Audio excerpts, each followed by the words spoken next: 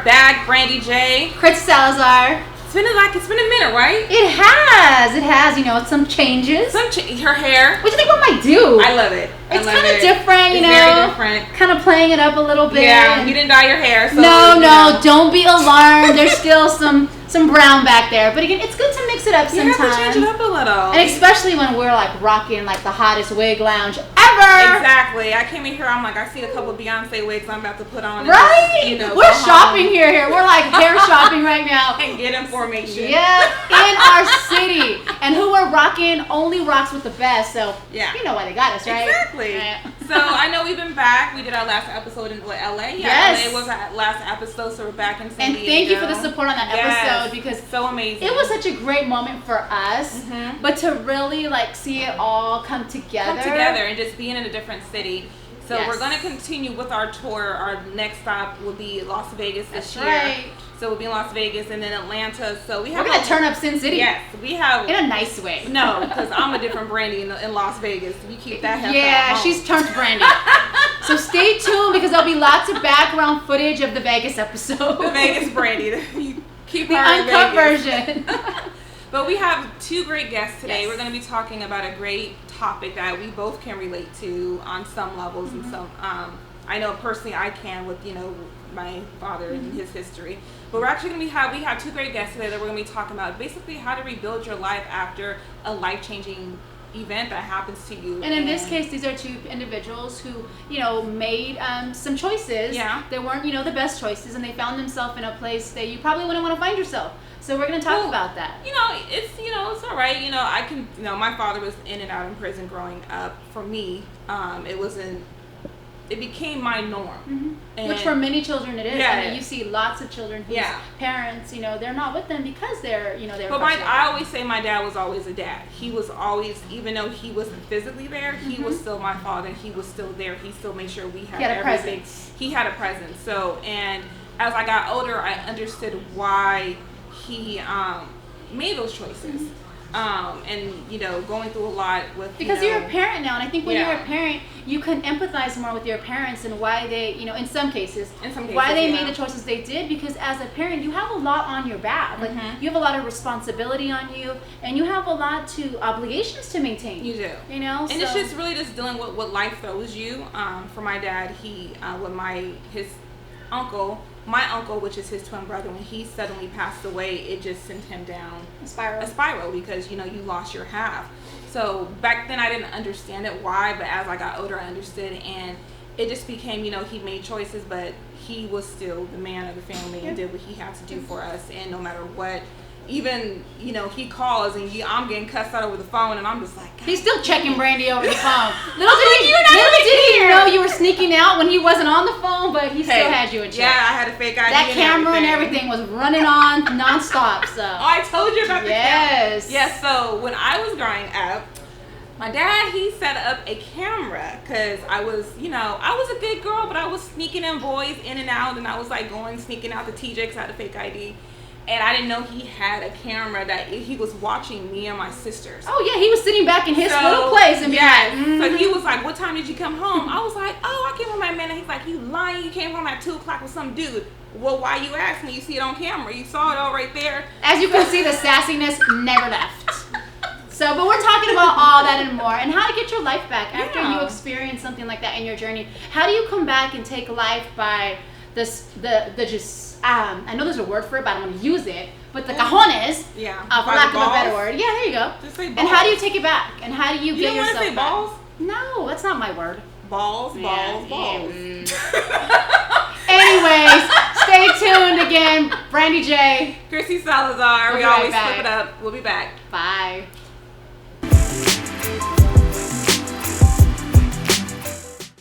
Hey everyone, we're back. Yes, we are back at a different location. Yes. Tons of wigs in this location. Let's talk about this spot because first of all, I love the color scheme. As you guys know, it's like chocolate browns and gold. It just says like goddess and royalty. This is where I need to be. That's what I'm saying. Lots coming in the future. You got some gold and some weave. Yeah. Hair heaven. Hair heaven. I stay unbelievable all day, every day. I don't care what anyone. I pay for it. It's mine. And all I gotta say is I'm loving this wig thing. I never have to worry about not taking it out or anything. I just pop it on and off. But a lot of celebrities, a lot of people, a lot of entertainers, they do wear wigs. They do, because it maintains the integrity of their hair. Yeah. So. And they're not messing, like you said, with their hair. And they have so many different looks they have to do. So I wear wigs when I want my alter ego to come out. Mm-hmm. I found mine, and she's coming out in all boxes. She stays hidden only for certain people. Oh my. OMG.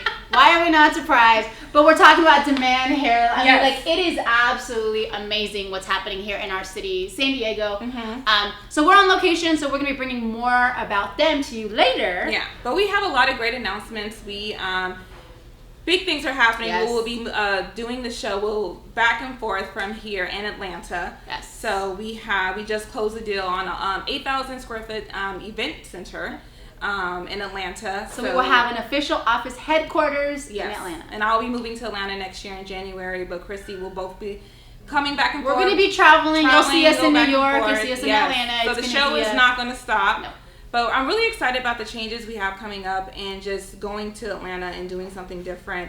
I think our show is needed there. I think even though we're on YouTube or an internet show, but just having a base in Atlanta will just grow it to the next level. It's a booming place. You know, you have Tyler Perry just, building the multi-million-dollar studio there. It's gorgeous. Oh, see, so, there's so much going on there.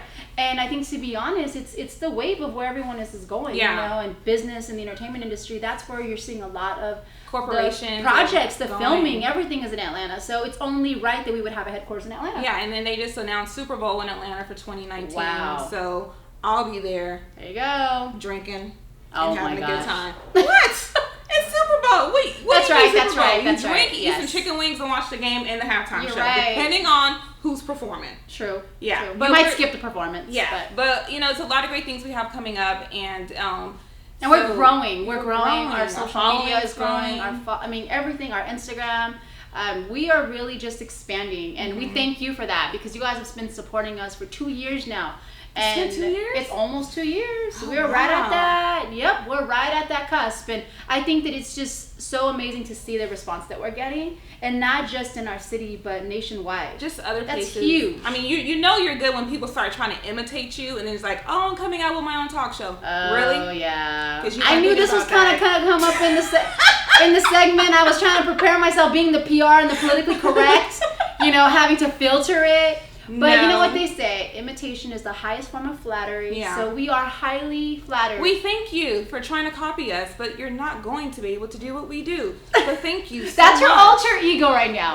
But no, if we've inspired you, all that we say is, what, there's nothing wrong, Brandee, with being inspired to do something. No, there isn't. But put your own creative touch on it. Exactly. Don't just be in a cookie cutter mold. Create something of your own that has your magic behind it, because what we have here is our magic. Mm-hmm. And what we hope that we're inspiring for you is your magic. So, but we could have came out, did a talk show about celebrities like everyone else, but we didn't want to do that. We wanted to do something that was with substance. I let people know that there are people who are really going through things out there. There's and not real issues. Not everyone want to know about the glitz and glam. People are really struggling with a lot of things out there, and so that's why we started our show, and that's why we're going to continue to do our show, and our show will always be about real topics, real issues with real people, no matter what. And it's going to be things that people aren't talking about, because we're not afraid to go there. So if there's something that you guys want to talk about, again, feel free to reach out to us on social media, on our Instagram, because we want to hear from you and see what exactly do you want to talk about, what's bothering you, exactly. What are you struggling with? So it's your show just as much as it's our show.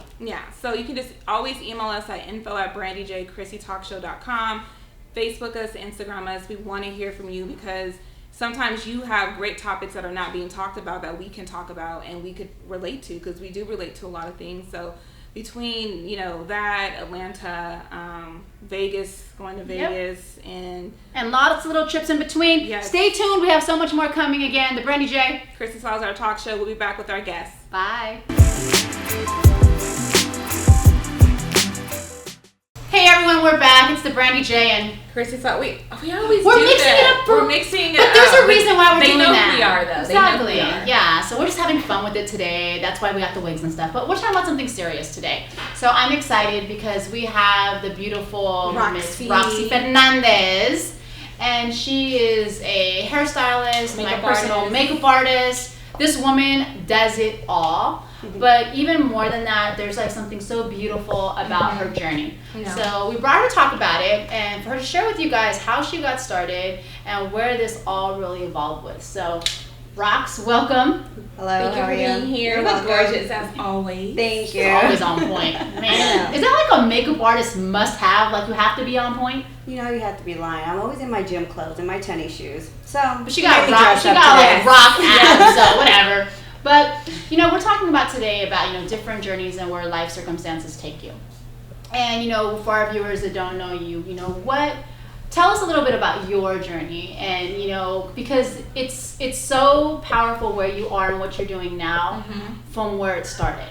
So I want to kind of take them back to that, and I'm going to give you disclosure. It is an emotional thing because you can't go through something in life and not feel it because it resonates with you. Because we're human. Yes, you feel emotions, and even though you're outside of it, you can still resonate with it and come right back.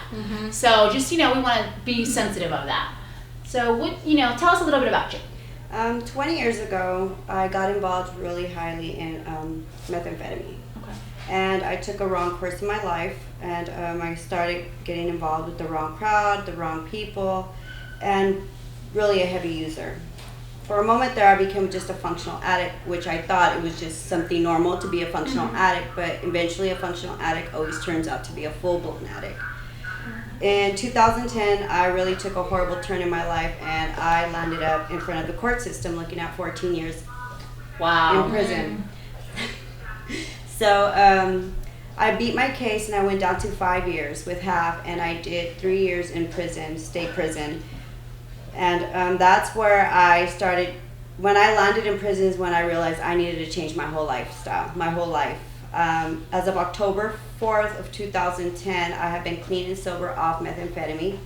And I continued my journey while I was in prison just to focus on myself, start working mentally on myself. And that's where you all need to start. If you go in with the mentality in prison as a street mentality, you're eventually going to come out to the old stuff, the old things that you were doing.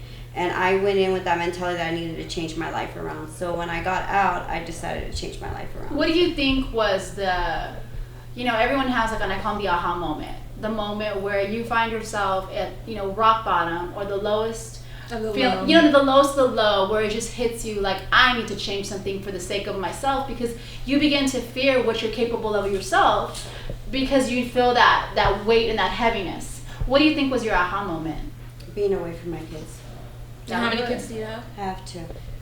When you started using, what was it that took you to that place of using? Like, were you? I was a functional addict. Like I said, eventually a functional addict becomes a full-blown addict.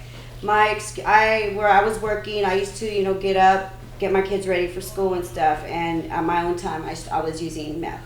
But then from there, my marriage took its turn, and my ex-husband took my kids, and that's when I just decided I didn't care no more. So I just became a full-blown addict. No more functional addict. What age did you start using? I started using, which was back in the days, crystal meth. Okay. Yeah, that's what I started using. And how old were you? I was 16. You were 16. Yeah. And were you trying to escape something when you started using, or was it just to do a? I had a very dysfunctional family. My mom and dad had their own business, and my dad was a full-blown alcoholic. And I was just the type of person that I didn't care. I just wanted to be the center of attention. And by me doing drugs and me being the party person, made you popular. Yeah. And I was the one with the drugs all the time, and so I just got an adrenaline rush just being the it girl. She's the one with everything. She's the one with the drugs. She's the go-to. She's the go-to, yeah. And when you started to realize how it was affecting your kids, because some people will say, well, when you see it's affecting your kids, why didn't you stop? Because I didn't want to.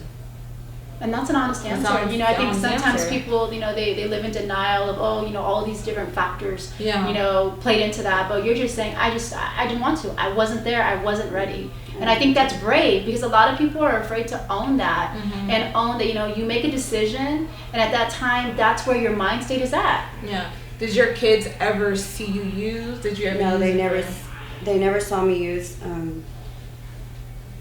they just used to know that mommy was on something because I would be really completely tired, or when I didn't have anything, I didn't want to do nothing. Your emotions were just all over the place. When you were in withdrawal. Yeah. I know for me, growing up, I walked in on my dad doing crack.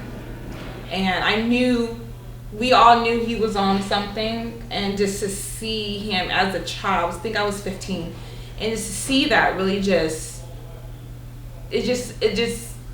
it really just freaked me out as a child, because your parents say don't do drugs, don't do that, and then you see them do it, you know. So that's why I asked, because I know for me, I saw that, and it really just put me in a state of mind that, okay, I was angry as a child, like, okay, why are you doing this to our family? That's your protector. Yeah, and like, Daddy, like, why are you doing this? So did your kids ever come to you and say, Mommy, why?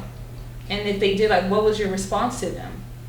They did when I first landed. I first landed in county jail, and I got released to a program. And I did continue a program for a year, but we were going through counseling during that time. And my daughter did ask me, "Didn't you care about us?" And I'm like, and I was honest. All I cared about was getting high. How do your children respond when you say something like that? You know, and I was in front of a counselor, and I told him, I'm like, I'm gonna honestly tell. I could sit there and lie to my kids, but to me, you're not going through recovery when you're gonna sit there and lie to them. Yeah. You need to be honest and tell them deep down and true what you were feeling or what you were going through. I was hooked on drugs, and I chose drugs over you. That's what the state of mind I was. But now I'm trying to get myself better.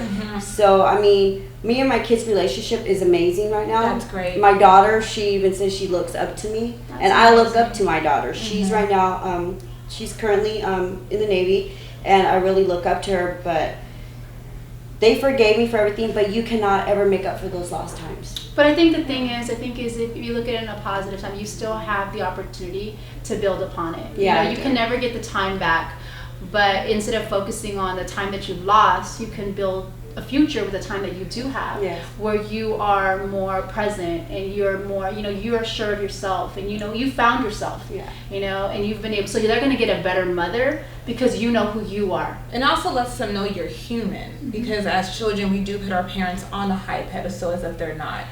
So that let me know that my dad was human, and for him it was losing his twin brother that just took him down it. And just seeing that was just like, as I got older, I understood. And for me, I stopped judging him. And because you have to look at what your parents go through, and that they're human, and they bounce back. He bounced back. And so you telling your story is going to help other people who are going through it or who've been through it to understand that you can bounce back from this.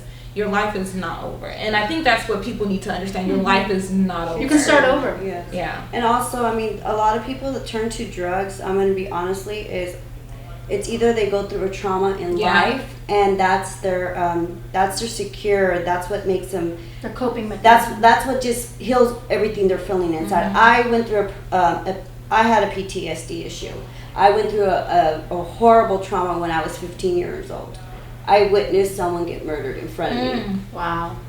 And I blamed that for so many years on myself, because I knew the person. So for me going through that, I healed myself. I wasn't able to see, I wasn't dreaming or having those nightmares about that person, blaming myself for so many years. I finally healed that PTSD recently when I was incarcerated. When I had that PTSD class, I didn't realize, whoa, that's why I was so hardcore on drugs. Whoa, that's why I couldn't let go of drugs, because that was just feeling, it was your security blanket. It was securing me. You were numbing yourself. Yes, because I didn't have to think about that. But then finally I was able to release the traumatic event I went through, and I was able to forgive myself and ask for forgiveness for what I experienced or what I went through, what I was blaming for myself. And when I finally got paroled, I was scared. I'm not gonna lie, I was scared, because once it's an honest truth. When you have that addiction's always in your system. I have an addictive behavior, and as having an addictive behavior, I could, like, if I'm around drugs or anything, I just need to be smart about it. I know deep down inside I don't ever want to use. But you know your triggers and your weaknesses. I know my triggers and weaknesses. And every day it's a struggle. Every day it's a battle. I feel like everyone has an addiction to something. Yes. Whether it's drugs, whether it's working out, whether it's it could be sex, gambling, something. Everyone has an addiction to something, and daily just keeping yourself like, okay, I'm not going to do this. It's a daily struggle. and people don't realize it, and people don't realize like PTSD, it's a real thing. Yeah, you know, it really affects people in so many different ways, and you don't know what is going to trigger it. Something could just, a smell, seeing someone that looks like someone can trigger it, and you have to and send you into that immediate downward spiral. You always have to make sure that you are okay to not go back there. Yes. So I commend you for that, because it's a daily struggle, it's a daily battle. And one thing my dad would tell me, you know, when you're recovery, you know, an addict, it's every day you have to fight it to not go back to it. So it's nothing I take lightly, because I grew up with it and I lived with it, so I understand it completely. So we're going to take a small break. We're giving you a little piece of Roxy's story. And when we come back, we're going to tell you what has changed. Because when I tell you she had the aha moment, she really took control of her life. And again, she's getting to live a life she probably never imagined. So we'll be right back. We'll be back. Yeah, thanks.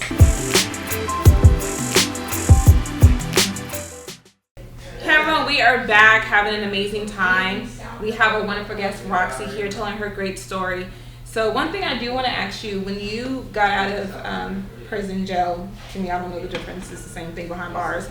How was your transition back into society?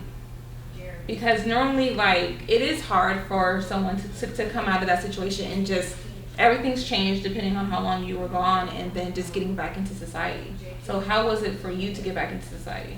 Well, I could say is that I was very blessed because I had the support from my parents. Mm-hmm. I had a choice to parole back to Fresno, where I'm originally from. My parents were living in San Diego, so I contacted my parents and asked them, can I come home? Mm-hmm. You know, 36 years old, wanting to come home with mom and dad, that's a big step, because I've always been on my own. Yeah. So they said yes. So they picked me up, and I went to Fresno to report to my parole officer, and I said, I cannot live in this county no more. He's like, why? I will fall back into this stuff, and I have enhancements. If I get caught with anything that I got charged for, I am looking at 14 years flat. Wow. Mm. So that's what really scared me right now. Like, it's not playing games. It's not playing games. The judge told me, if I see you back in my courtroom, I'm not even going to hesitate. I am giving you 14 years, and that's it. Wow. So I had a choice. I came and stood with my parents, and I mean, a lot of people I know, they're not blessed to be doing that, you know, exactly. To have that support system, but there is a lot of programs out there. You just got to put your pride down and just take all the help you can from this county. There's so much help throughout the county, but a lot of people don't want that help. Do they advertise those programs before you get out? The prison does. The prison does. There's a list that you could send submissions to every single program, but a lot of people are like, oh, I don't need a program. I'll do it on my own. You cannot do it on your own. Do you think that's why you see so much of the turnaround coming back? Because people try to do it on their own and they can't, so they end up back in the system because it's easier? Yeah, and because it's like, they don't have to pay rent in there. Yeah, you're better. They're like, I'm better off in prison, so let me go do a crime, and I'm back in there again. And sometimes that's all they know. That's all they know. So and it's generational. It's generational, and it's hard for them to transition.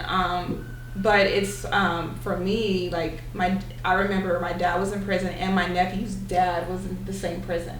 Wow. And I remember going to go see my dad with my nephew, and him seeing his father and his grandfather in the same prison. Wow. And my dad he said my grandson would not end up here because he wanted to break the curse. He wanted to break the curse, in which we did. Because my nephew's going off to college, got a full scholarship. He broke the cycle. He broke the cycle, but it's hard to transition to get back into that life. I don't remember if there was programs for my dad. I was young, I didn't ask, and I was too consumed with my own life, so I don't know. But you know, like you said, they do have the programs. They do have ways. Do they offer like the counseling to help you deal with it? And did you do the counseling? I still have contact with my counselors from the prison, so when there's days I feel like I'm down, I will send him a message or I'll contact him. Parole also has a lot of opportunities that you could do. The only hard part is a lot of people look down on you and judge you when especially the type of crimes you've done. Mm-hmm. I mean, there's people that just their crimes aren't that bad and they could get a job anywhere. But when you got those really high profile crimes, it's so hard. How is the job market when you get released and you're put back into society? And it's very hard because everybody runs credit checks, criminal backgrounds, and when I first moved down here, I was going because I worked at a bank. I worked for the IRS, so I have a good work history background. But my criminal record was affecting me. Mm-hmm. I couldn't apply at no bank because of my record. Yeah. I couldn't go back to the IRS. It was like starting over with no experience. It was starting over with no experience. So I got stuck working at a taco shop, and that's when I decided that I needed to go back to school. So I went back to school to get my license to do hair.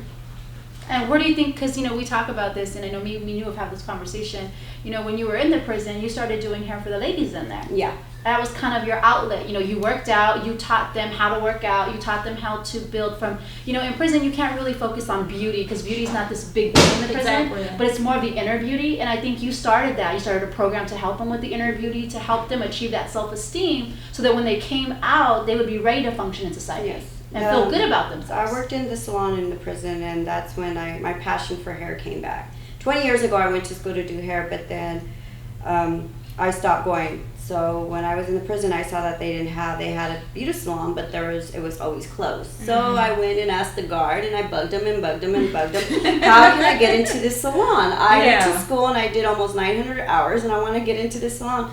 So finally, I got approved to get into the salon, but I mean, it wasn't easy because every morning I had 3 guards walking me to the salon because I was carrying scissors and clippers. I had a guard at the door, but it was so that alone had an obstacle with it. Yeah.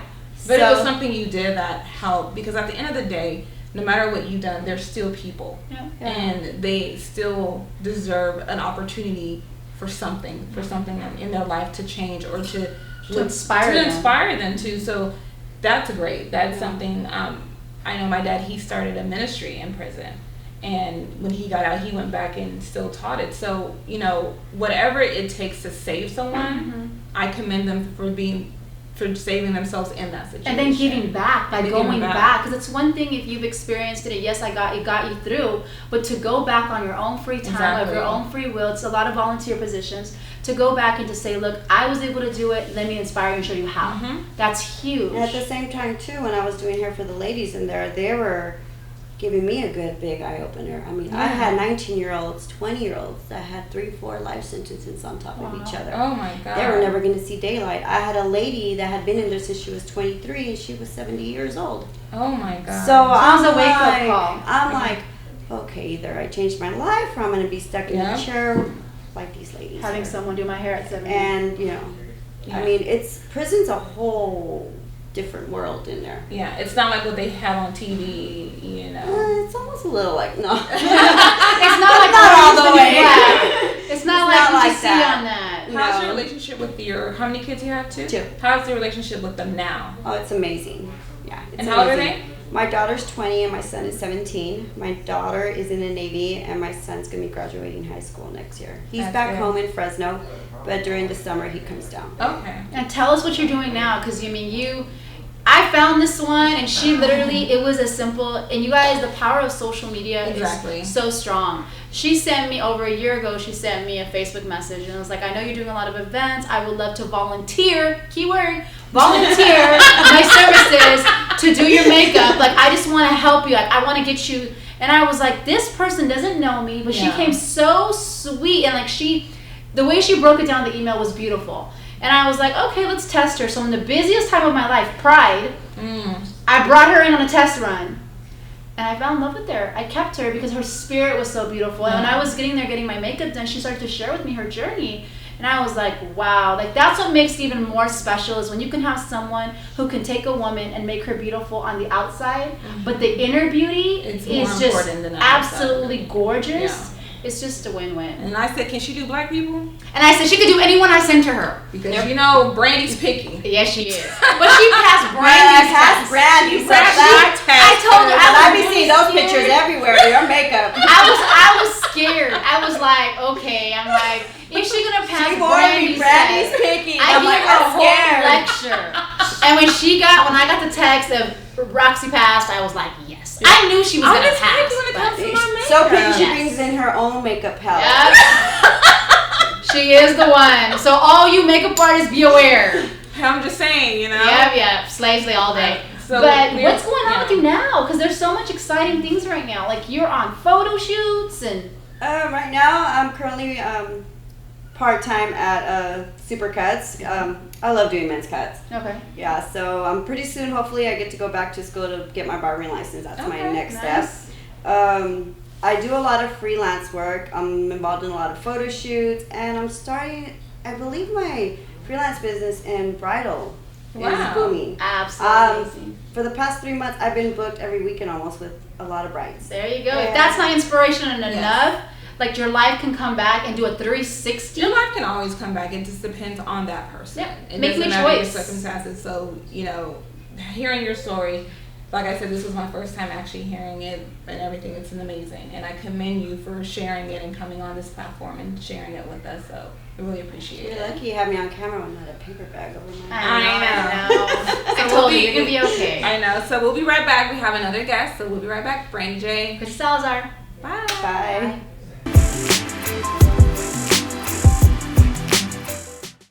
Hey everyone, we're back. We can't even get our names together. It's the Brandee J. And Kristy Salazar talk show. I don't understand why you don't say balls. We were talking, she's going back. Watch the first part of the segment. You'll get the whole saying right now. But we're talking about, not balls. We're talking about, we're so going to get nailed on this one. Okay. We're actually having a really important topic right now. We're talking about how to build your life back from some really difficult life circumstances. Exactly. We just had on, the beautiful Inside and Out Roxy Fernandez, makeup artist. I mean, she's just, her story is absolutely amazing. So now we wanted to give a different perspective. So I'm going to let you introduce who we have today. Well, I think I've known you for a couple of months now. Love his music. He's a rapper, artist. I say hip hop artist, Stakz, and his story is amazing. It's just how he just transitioned his life from a difficult situation and just transformed yourself. So just tell us about yourself. Speak up so they can make sure they hear you. Well, what is it exactly like you want to know? Like just about your story. Well, when I was like, I want to say 19, I really took like my music into consideration rather than something that was just a hobby. Mm-hmm. But I was still dealing with the ripples of the streets and trying to survive and trying to do that. So we were in that inner struggle. Right. Yeah. So I end up catching a case, going to prison, you feel me? And all of those led to me having to postpone my music, postpone all the projects that I had. So I wasn't really able to get my foot in the door fully, you feel me? Because I continued to go back and forth to prison. How long did you do in prison? I only did like a couple of years, you know what I mean? My shortest stint was like 13 months, 10 months or something. What was your longest? Like, I want to say like 23 months. Wow. That's a long time to be away from like life as you know it, because it's kind of like here you have your music, which is your passion and you love doing it, but now it's taken away from you in a sense of you're not able to freely pursue it in the avenues you want to because now you're confined to being somewhere. Does that make sense? Yeah, it makes complete sense. So what was it for you that said, I don't want to go back to prison? I want to just change my life around. What was that moment for you? Not seeing my son born. Mm-hmm. You feel me? Having to go to prison and sit there while he was born and be congratulated over the phone by my grandmother. Wow. You feel me? That was like one of the wake-up call. Yeah, like one of the biggest hits for me. You feel me? Like, it's time to get your shit together. You can't say that. I mean, sorry. It's an emotional moment. We're gonna let that ride today. But that was what inspired you to change, was because you now had this little person who you wanted to know, who you wanted to be present in his life, and you had to make that choice to do that. Absolutely. How old was he when you came home? He was almost 1. Okay. So he was still young, but did he know who you was? No. So how was that transitioning, coming home to a child that didn't even know you and you're his father? It was embarrassing, really. Mm-hmm. You feel me? Because it's like I owe him everything, and for me not to be there, one of his greatest moments, you feel me? It's embarrassing. It's just I don't know what to tell him because I know I'm gonna have to revisit that platform again somewhere down the road. Does he? Well, he was young, so he really doesn't know where you were at. How old is he now? 7. Have you talked to him about it? Has he asked questions? Like, why aren't you in pictures, Daddy? Like, has anyone brought it to his attention that you weren't there? Because at that age, they know, but they don't know. Do you know what I mean? Yeah. It's kind of like that. Until you're about 2, you really don't consciously know your memories. Yeah. But like at 1, you still but you're not in the pictures. That could be something that could be the spark of the curiosity of that. Have you guys talked about that? You feel me?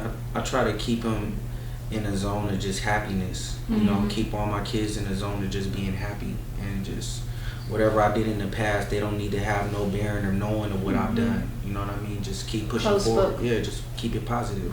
How many kids do you have? 3. 3? Yeah. Wow. So when you came home, did you look into any of the programs that they offer, or did you just do everything on your own? And if you did, how was that for you? Yeah, I looked into programs. They didn't have any. So, I mean, really, I had to resort back to the street, really. You feel me? Just through under the radar, though. As a means of survival? Yeah, you feel me? So, I really didn't have an option. You know, somebody with my kind of jacket couldn't even get a job at McDonald's. Wow. You know what I mean? So, I had to figure out a way, you know, and I did. You know what I mean? I did. And you did what you have to do. You do what you have to do for your family and for yourself. So yeah. What do you think about people that say, you know, there's a lot of arguments that say, you know what, take out the weights out of the prison, take out all the extracurricular things because we're making it too comfortable to come back. You know, what's your feeling on that for people who say, you know what, remove the weight program, remove the, you know, just pretty much isolate them so that they do not want to be here and they'll never come back? What do you feel that does to the psyche of someone that's in the prison system? It doesn't give them an outlet.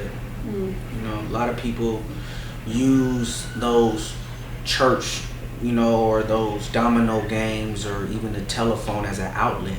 You know what I mean? It's just, it takes you away from all of just the closed in part.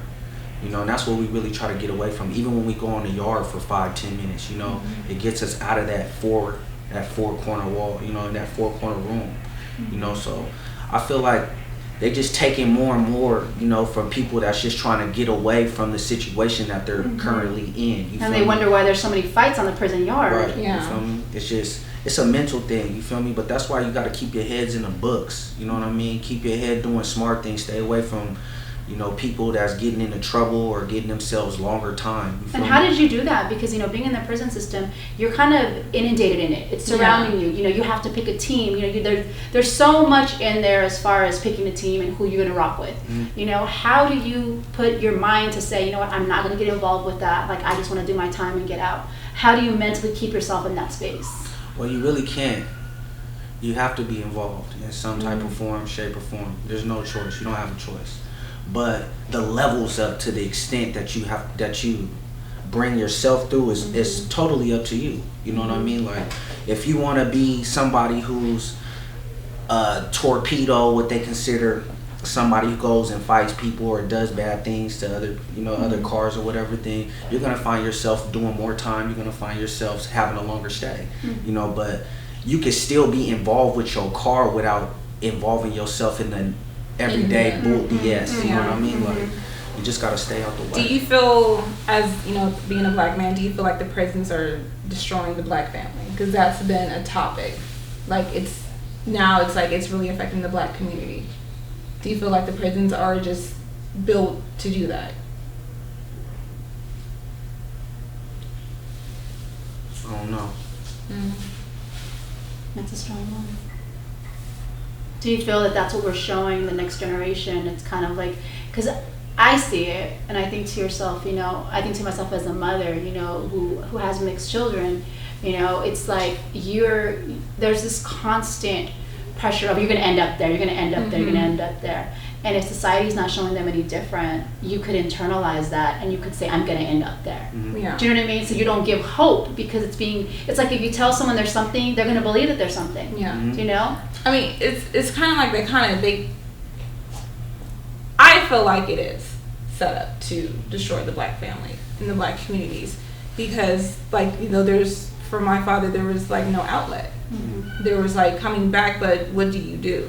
And if they want the people to come back into society, well, then have better programs for them to come back into society, to not have to resort to, you know, like Stakz had to resort back to it to provide for his family. Give a proper footing to come back to But it. it's also, I feel like it has a lot to do with the parenting and where you're placed in poverty.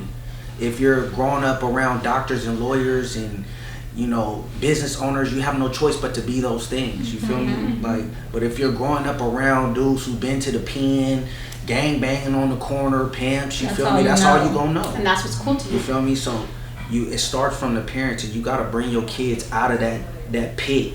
You feel me? And put them somewhere else so they can learn differently. They can see different things. They know that a Mercedes-Benz is the kind of common cars that they want to be driving rather than the old hoopty that grandma got outside. You know? They'll aspire for greater. Right. They'll aspire for greater. But if you're grandma's old hoopty, someone make it a we all done rode in grandma's hoopty. The Eldorado, But but it makes sense. Yeah, it does. It makes sense. That's my parents grew us like South Bay. They didn't want us in Southeast areas or anything like that because they wanted us to be different, do things different, and not. And if you take your child out the element, you hope that by doing that, you will at least set the tone for the decisions that they make. You can't always control that because, like I've told my children many times, I can move you from the deepest part of, the hood, and I can take you far, far away. If you still choose to pick the same people to hang around, it doesn't matter what I do as a mother, you're still going to gravitate to the same thing because it's your desire. And I think like you said best is, if you're, as a parent, if you're leaving them in that environment, and it's not to say, let's not discredit there's families that they can't do anything but that. You have no choice. You know what I mean? The parents have to go to work. They have to provide for their family, so they can't be around the kid at all. This is something I experienced, you feel me, growing up. My mother, she had to work 2 jobs and go to school, and I had to take care of my 2 little brothers just by myself, and we was in middle school. Wow. You feel me? So all we knew was what was around us. You feel me? I feel like if you take your kids out of into a greater area, into to where like around those doctors and lawyers, you feel me? That's all they're gonna want to be friends with. Yeah. You feel me? They're not gonna want to be friends with the homie down the street or the pimp on the corner because that's not something that they're used to on a daily basis. It doesn't resonate. That's not their reality. Exactly. That's not their reality. But okay, so we're gonna take a small break. We're just getting started because when we come back, we're gonna talk about his music. Yes. And how he's channeling all of that to put into his music. And it's great music, so I think I listen to like at least one song a day. There you go. It's on my playlist. It's on my playlist. When you make Brandee's playlist, that's a big thing. We'll be right back. All right. Bye. Hey everyone, we're back.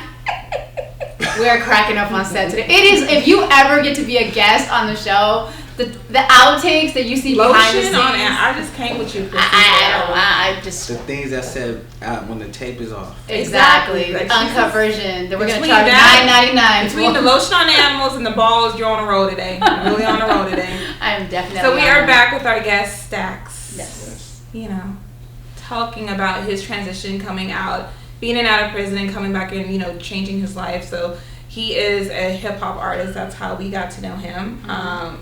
Talented hip hop. Talented, because everyone think they can rap, and some people just. Because if you make our playlist, then you're winning. Yeah, because I was like, no, you can't make it. Sorry, but that was first and foremost. He got the Brandee and Kristy approval. Yeah, on that one, so. Hard critics.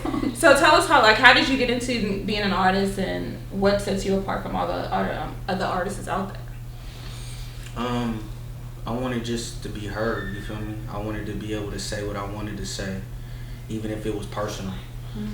So that's what gave me an outlet to just speak on certain topics that I may go through daily or even have endured in the past. You feel me? So they were just a lot of them are stories. You feel me? From my personal experiences.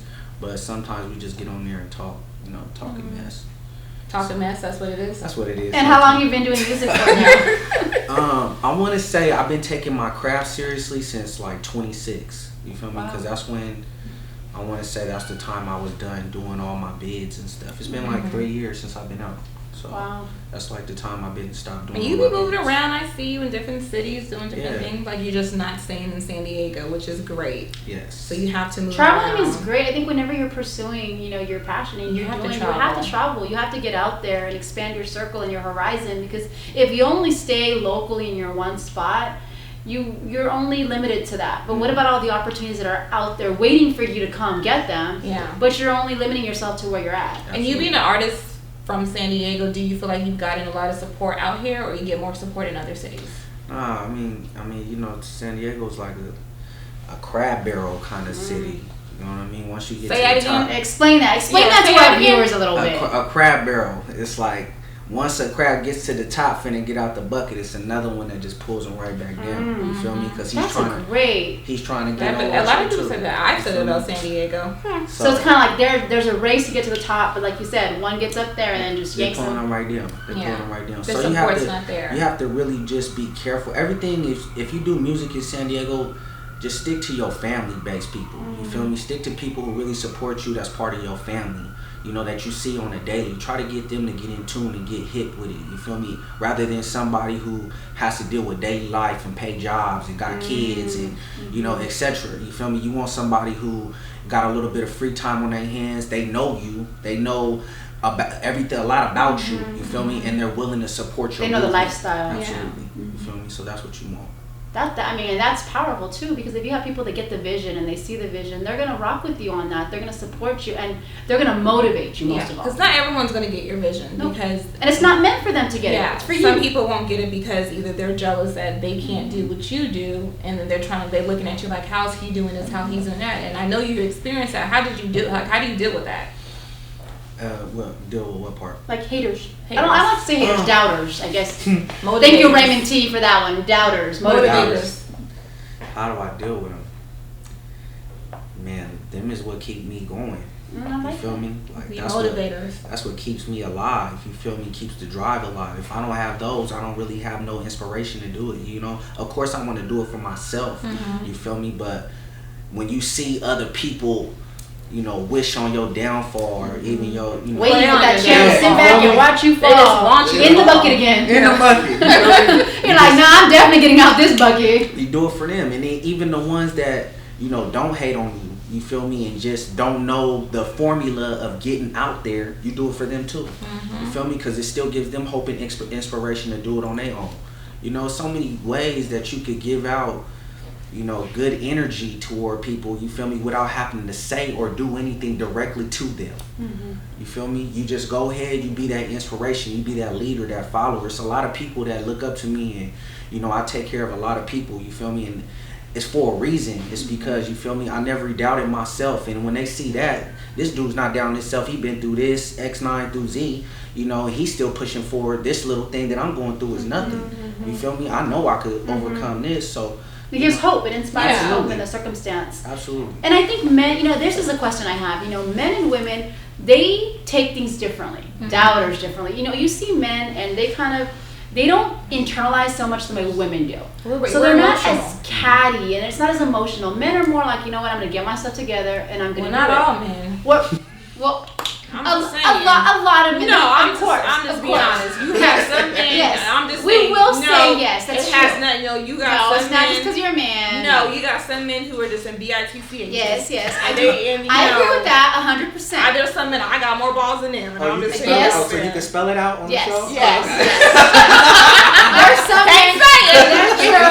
That's true. There is some men that I have more balls than them. Exactly. And that's reach. That's a long reach. Exactly. But I mean, again, it's basically saying, you know what, like there's a way that men do it. Some men can do it in their business and in their career and be successful at it. Yeah. Because they're not sitting there crying like little girls. Yeah. They're doing what they got to do. They're pursuing what they want to pursue, and they're being proactive in it.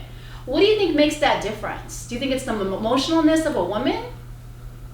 I do. I just think the difference between them. How a man can feel like, okay, there might be doubters, there might be haters, all that, but he doesn't allow it to affect him emotionally, where women... Because you just see moving emotions out of it. It's pride, you feel me? Men got a lot of pride, you feel me? We like to have that reputation is strong, you feel me? So... The hard exterior. Exactly. A woman is more entitled to, you know, being vulnerable, being vulnerable, but trying to reach out to somebody to help them figure out the solution. You feel me? Rather than going out and get them on their own, they kind of need that better half or that best friend or, you know, whoever to help them get through the situation. A man would be like, I don't need nobody. I got this. You know what I mean? So that's just not all how we are. Not all women are. I'm gonna say like 98. You know, yeah. we might make the 2%. You know, I would say the high percentile. I would say like 90, because you know I ain't heard that 90%. 97.9. I just think with the women, it's more emotional, and we're trained like we're already programmed. We're brought up that way. Yeah, to care what other people have to say, whatever. And then like for me, I get labeled as a bitch. I get labeled as an alpha female. I get labeled all this stuff. Yeah. We gave a disclosure. Yeah, get labeled with all of that because to me, like for me growing up, my dad had all girls, and he said, "I'm not raising up punk ass girls." So we were already raised with that mentality to like toughen up and do what you have to do. So and remove the emotions out of it. But I like being an alpha female because I know my circle. You know what I mean? Yeah. I control my own. You know what I mean? I know that I am secure in who I am, so I can collaborate with other alpha females because it's like, you know what? I ain't trying to take your power away. What's for you? What's for you? What's for me? What's for me? So that's the difference between men and women. Did you get his shoes? I've been looking at his shoes. You know what? I was gonna tell you. There's one thing I know about Stakz. Like he's always dressed. This is pimping right here. I gotta say because these are like what's that? They're like Hugh Hefner. Velvet. What is that? They're like Hugh Hefner.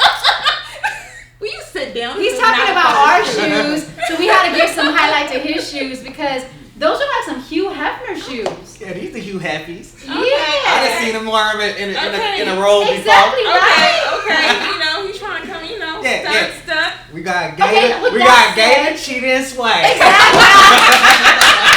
Our shoe game's on point. Yes. So that makes me ask a question. So you know how so women, we tend to be more on point. I'm getting a guy's perspective. Okay. Some guys do not care about being on point. Why is that? Please break that down to me. Why some men just feel like they just don't have to dress? Yes. Take the effort? Yes. It is about the caliber of man he is. Okay. Most people follow trends. You feel me? They like to. If Kanye West wearing ripped up shirts, they want to wear ripped up shirts. You feel me? If he's wearing a kilt, they're gonna put a kilt on. Put a kilt on. You feel me? Don't put on a kilt. I'm saying. Just don't. I'm just saying like don't. I'm saying that. I'm saying that as if it as in. I'm saying I that as why like you're saying it's like it just depends the type of dude you are. I heard a dude yesterday say some crazy stuff. He cut his beard all off, and a woman had complimented him about it. And he said, "Oh no, I like looking like a bum." Wow. Like this dude is a grown man. You feel me? He wants to look like a bum. You want to present yourself? I never to heard the of world? that. You feel me? And I kind of wanted to correct the brother. You feel me? But everybody's entitled. Everybody's entitled to their own opinions. You want to be a bum? You go ahead. Don't rub that off on me though. No bumness zone. It's a no bum zone. We over here on the couch like. You will not rub off on me. My style, your style, we don't mix. I just feel like it has to do with dress to impress and how you were raised. Yes. Because absolutely. within 15 minutes someone can size you up. Yeah. And I look at everything. I just scan everyone from their shoes to how they look, and be like, okay, do you care about yourself? Yeah. And if you don't, even when I go to the liquor store, I look good. Okay. Flip flops and I was just having a conversation with my partner about how I feel like this is kind of drifting off to another topic, but it's the same topic. Okay. But what I'm saying is, I was talking about how the women nowadays don't take the necessary steps to look beautiful all the time. Okay, not all women. No, hold on. I'm talking about, and I'm talking not just in the club, but when we go out or go to work. I'm talking about all the time. When you go to bed, when I wake up with you, you feel me? Everything. Okay, I don't want to wake up. You gotta put on a bonnet. If you ain't got like the silk, no, wait a minute. You got the rollers in that because his hair is expensive and you gotta make it last. So sometimes you gotta, if you ain't got the silk pillowcase, you gotta put on the bonnet, or I do rock a little pigtail. But I think that's an expectation that men have. Because I will tell you this much, and I will put it out there: it's very freeing being in a relationship with a woman, because if I want to put my hair in a ponytail and rock a ponytail and have zero makeup, I don't have that pressure to feel like I have to be a glam girl at all times. I don't think it has to do with being with the woman. It just has to do with being whoever you're with. Well, maybe, but I think men anticipate that more. Take off the makeup, put my hair in some little pigtails like I normally do, walk around my little tank top and my little booty shorts and call it a day. Like that's where I'm comfortable in. Then I go out, I'm going to be glammed up because, like my mom and dad taught me, never leave the house looking crazy because you never know, you might run into your ex. That's right. He might need to see why you with them. But I'm saying,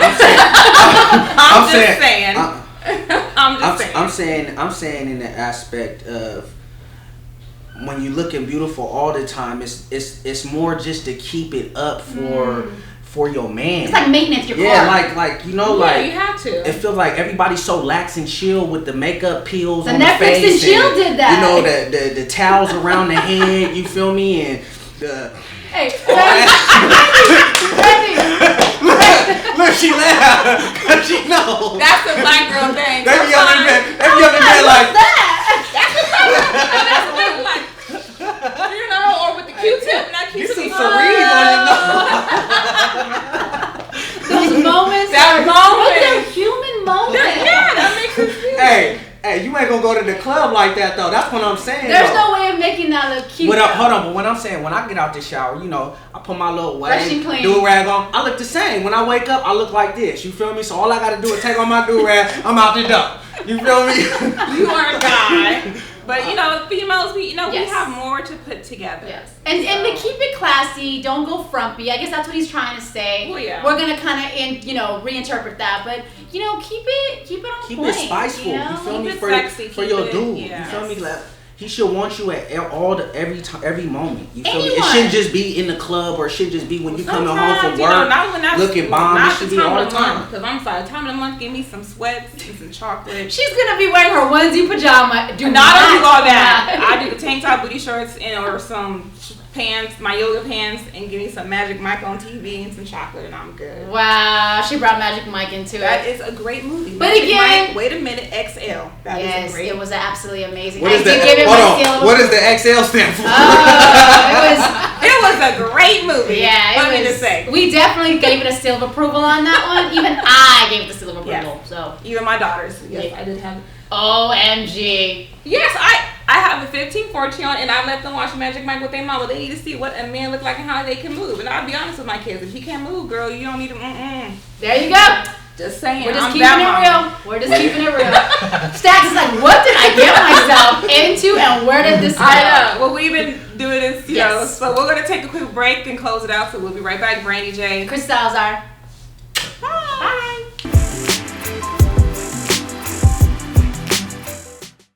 Well, we are back closing out another great episode today. I gotta stop and say, what an amazing show this was. Just talking to our guests, Stakz and Roxy, about their transition, and then going into, Stak's opinion about females, and it was just a great topic. It really was a great show, and I really enjoyed ourselves. And I want to from different perspectives, a male and female perspective. Yeah, and I want to thank our shooting location, Demand Hair, Wig Lounge, amazing in downtown San Diego. Lots of love to the owner, Christina and Mercedes, because they have been a killer support to us. They had me at hair. Yep, they had me at gold brown hair, and then they welcomed us in, and like I said, I'm loving that we can mix up our looks. I love that. So I'm just thinking about what Beyonce hair I can, put in this hair and just have a fan wherever I go so my hair can blow. There you go. We can make it happen. And she ships U.S. and international. So, and if you're in San Diego, you can go to 378 Horton Plaza, San Diego, 92101.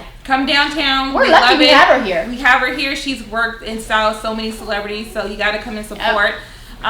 Thank you again for having us here, and we're gonna come back. We're gonna film our next show here. I love the location; it's great. Stay tuned with this partnerships, because you're gonna see us rocking some hair. I gotta go to Hotlanta and do something, and just come off the plane looking, even representing San Diego in style, looking more gorgeous than what I look already. But we're bringing you, and again, if you are, again, we want to put this out there because there's businesses like this that are supporting us, that are giving us their venue and saying, hey ladies, we love what you're doing and we want to help you, we want to give you, a space. So thank you to that, because without that, and that's what it's all about. It's about supporting and just helping each other out, because that's how you get further ahead in business. Right. So we want to thank you guys so much for having us. Get ready to see us in Atlanta.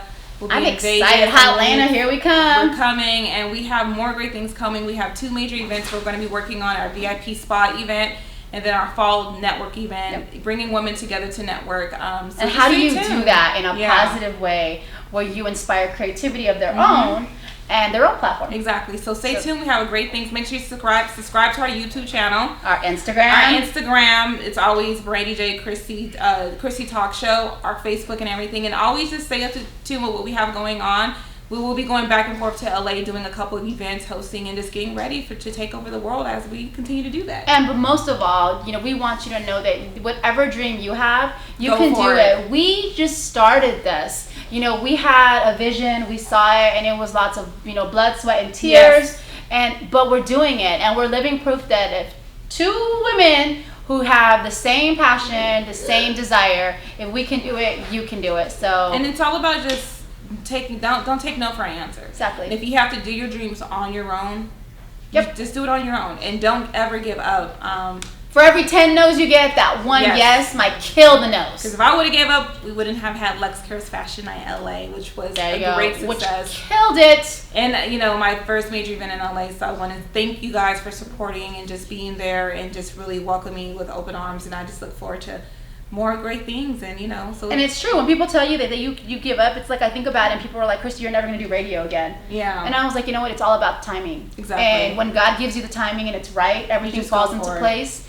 and you just align yourself into that, and that's what happens. Just go for it. So we'll be back next month with another great episode. Brandee J, Kristy Salazar, talk show, YouTube, Instagram, everything, and make sure you come to Demand Hair and get some wigs, get some hair. Get your hair on. Get your hair on. Literally. They're amazing. So, and also they're also in Horton Plaza. Yes. So if you don't know Horton Plaza, if you're coming to San Diego, you got to come get your hair and visit Horton Plaza all in one trip. And if you need your makeup done, contact Roxy, because she got my stamp of approval. Yep, and I do all her PR, so we know we rocking. So again, check her out, Roxy Fernandez on Instagram. And don't forget to hit up Stakz on all his videos, his music. Always follow him on Instagram, Facebook. His music is wonderful, so we'll have all the links to all of our guests tonight at the end of the show. So thank you guys so much for supporting. We'll be back. Bye. See you next month. Why don't you want to say balls? Because I don't like balls. I know you. I know you don't like balls. I know, so I was letting you say balls because it sounded better for you. It's just a ball, like there's two things that dangle. But Kahana sounded better. Okay. Until we said it bilingual. Yeah, it does. It's hard to tell you. You're like boob short. Chris got heels, that's why. Check them, Rox. Roxy knows all the tricks. Rox is like insane when it comes to pictures. I should be a photographer too. Yeah, you probably could. I'll be editing. She changes everything. She puts the right filter, the lighting. Oh, that's cute. Your eyes are closed. Brandee. What? Your eyes are closed. Take it with your picture. Camera does. Okay. Alright, ready? I came out with my mama yelling. She knew. I bet she shoved you back in. No. Like, let's tool around that just again. Go back in and see if you come back with a different attitude. Nope. She told my dad told her she's gonna be different. Running, cameras up. 3, 2, cut. Who are we bringing on first? Roxy! Yes. You up? Camera. I am. I don't like cameras. No, we always behind the scenes. But people need to got such a good story. Yeah. No, I didn't even know until she told me. I was like, oh, okay. And that just makes me so much more proud of her. So I had to bring that up. I have an account, but I just don't go on it. I'm an Instagram girl. I love Instagram. Wow. Yeah, we are Instagrammers. You guys look great. Woohoo! I was like, I felt like, you know when you're in church with your parents? I felt like I know. I'm gonna hold my hand right here. This is gonna be a nail spot right here. I'm already getting close. So we can be honest. Kristy's gonna be having me like this. You're like this. You're like it down, like looking at I'm like, do not move. I'm just gonna reach over to you and be like, no. Don't like. Cut. You're gonna have me sweating. pretty good. Natural. We're done? You're done right You're now. done? Wait, what do you mean right now? Yep, you're good. I'm all sweaty. You're good. You burned some calories. Welcome to the hot seat. You said balls. Yeah, but you don't want to say Yeah, balls. it is in balls. Oh, it was recording. Cameras up in 3, 2, cut. That was good. Oh my I was about to jump in.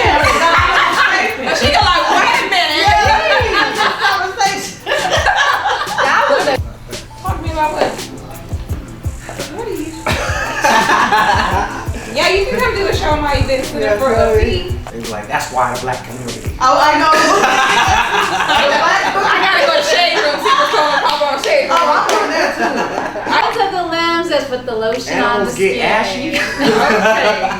I remember that movie. I remember that It was part. a rant. I think it was on Signs of the Lambs. I Yeah. watched that when I was When he's in the young. pit and he says the lotion, the animal puts the lotion I on just his thought it was a skin. crazy ass You must have seen the movie. Japanese version. Yeah, It was a bootleg copy. It was the bootleg copy I got. It was an alternate ending. Alright, we're back. Audio recording. Cameras up in 3, 2. Quiet! See? Ooh, it works now. Alright, audio's recording. Cameras up in 3, 2, and cut. that's a wrap. Yes. Woohoo! I didn't hear I go outside. Probably outside. Oh, Lord Jesus.